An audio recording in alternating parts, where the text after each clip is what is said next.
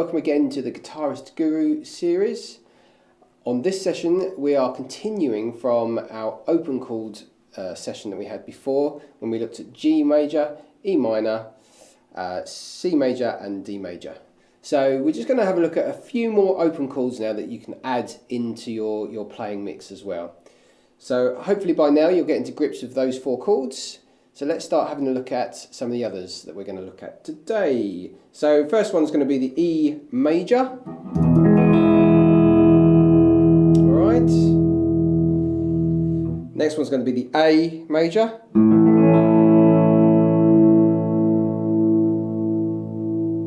then we're going to start looking at a couple of minor chords as well. So we looked at the E minor one before.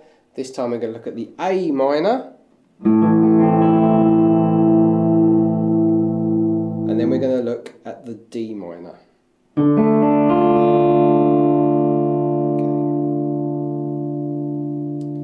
Okay. Great. So let's have a look at these in a bit of a closer detail.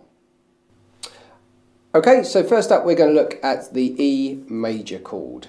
Now for this we're going to be using 3 fingers here, and along the bottom of the screen here you'll see the chord diagrams pop up as well. So they'll be able to help you hopefully along the way.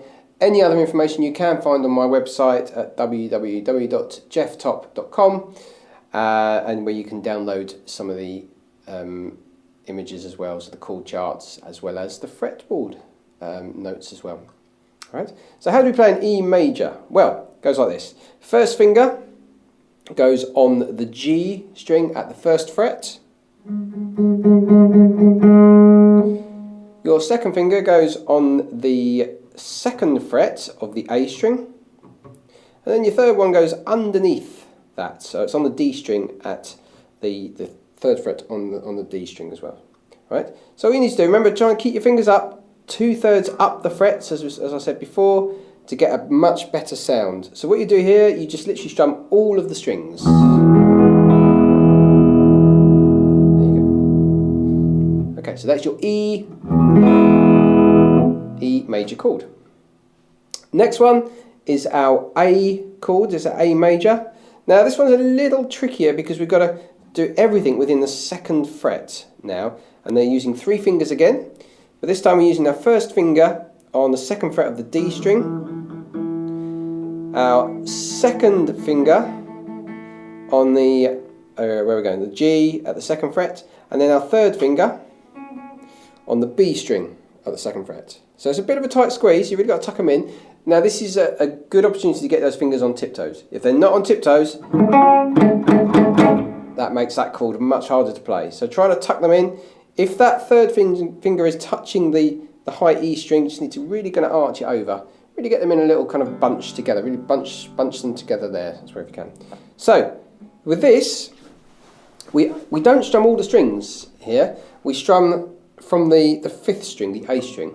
The reason we do that, very much like when we played the E chord, we start with the E string. Okay? With the A chord, we start with the A string.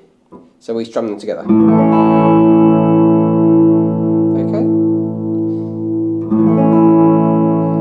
That's your A major chord. So, there are your 2 majors from this little series. Let's look at the minors now. So we're going to look at an A minor chord. Right, so first finger for this one goes on the 1st fret of your B string. The second finger goes on the D string at the 2nd fret. And then the third one tucks underneath that and goes onto the G at the 2nd fret. Now the shape of this is exactly the same shape as we play an E major. So that's our E major chord. All we do is move them all down one set of strings. This time we start from the A string because we're playing an A minor chord, and it goes like this. Okay, right. Now a good little exercise to do is take your E major chord and just go between the 2 chords.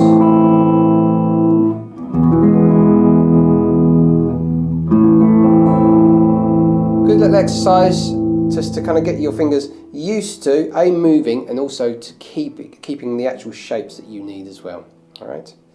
So that's your A minor chord. And then the last one we're going to look at on this series here, is the D minor. Now a little bit more of a stretch this one because we're covering 3 frets. And so finger placement is quite important. So my first finger goes on the high E string at the 1st fret. Your second finger goes on the 2nd fret of the G. And then your third one goes along to the 3rd fret on the B string. Now, like with the other chords, we start from the root note of that chord. So if we're starting, so this is a D minor, which means we start from the D string, okay, and here. So we're starting from this string here. We're not playing the low 2 strings at all. So we strum 4 strings.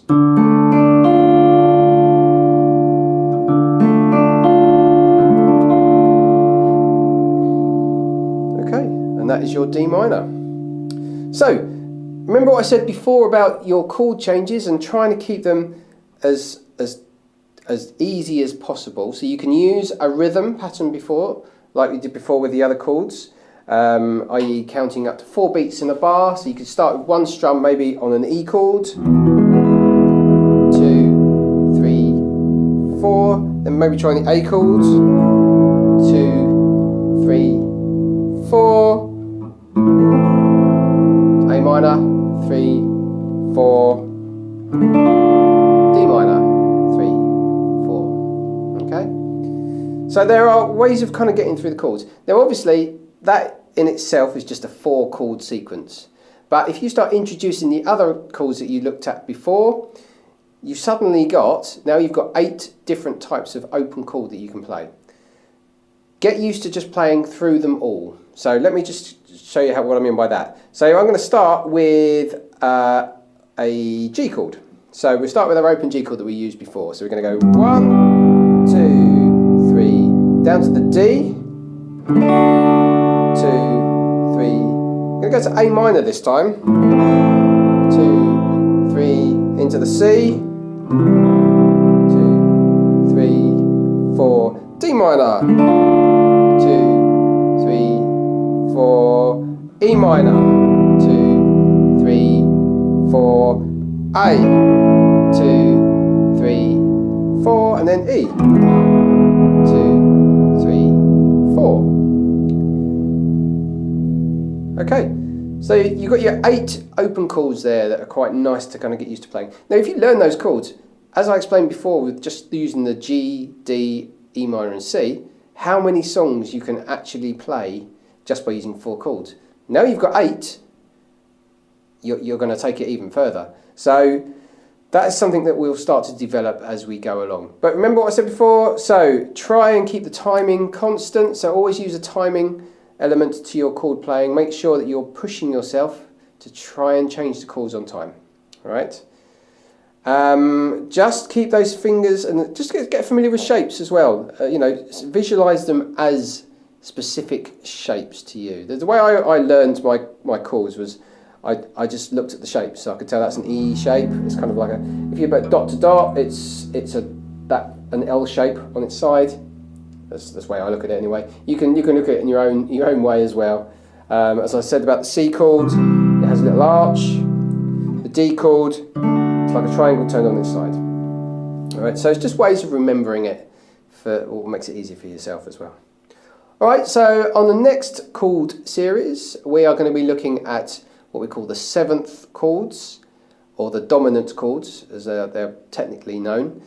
So get to grips with these, and we'll come back and have a look at some of the more bluesier dominant chords on the next session.